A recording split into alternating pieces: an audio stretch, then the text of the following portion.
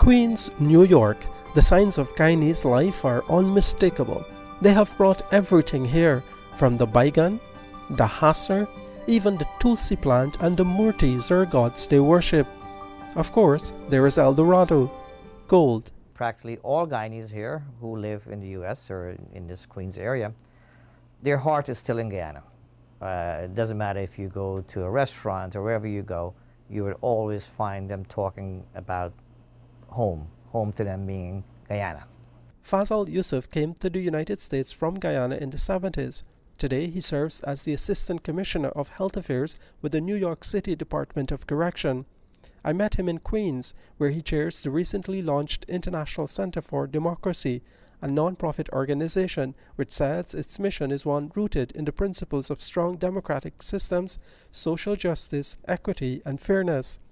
The movement is made up of mainly US-based Guyanese businessmen.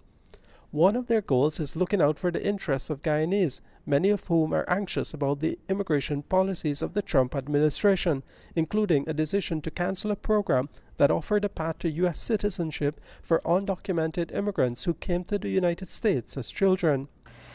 My God, I can't even imagine that happening. I would say it would be devastating. It would be devastating because you're picking them up from where they know here and putting them into a land where, even though they were born there and their parents were from there, but I just can't imagine being in that position as a child and having to go back to a country that I don't know. That's probably going to be a very, very tough. And if someone of my own that happens to, it would be heartbreaking.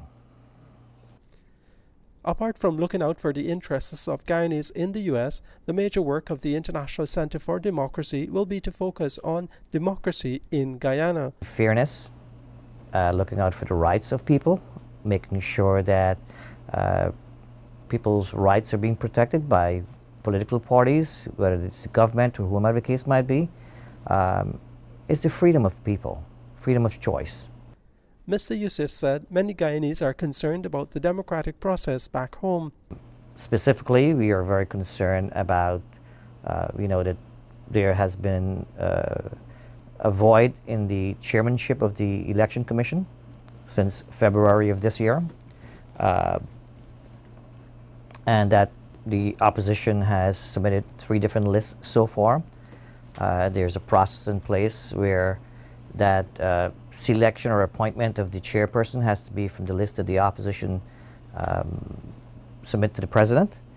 And we're hoping that the President Granger does the right thing in honoring that list that was submitted by the opposition leader in appointing someone from that list. He said that while former President Barra Jagdeo was the featured speaker at the organization's launch a few months back, the organization is bipartisan and is not interested in taking sides and would engage President David Granger if needs be.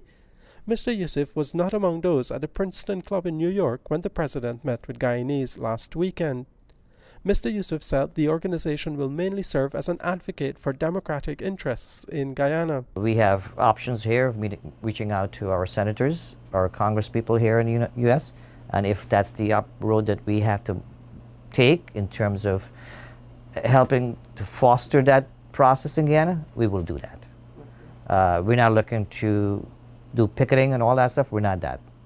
We believe in diplomatic processes in which we will pursue to make sure that a right outcome is there. For the newsroom, Neil Marks, New York.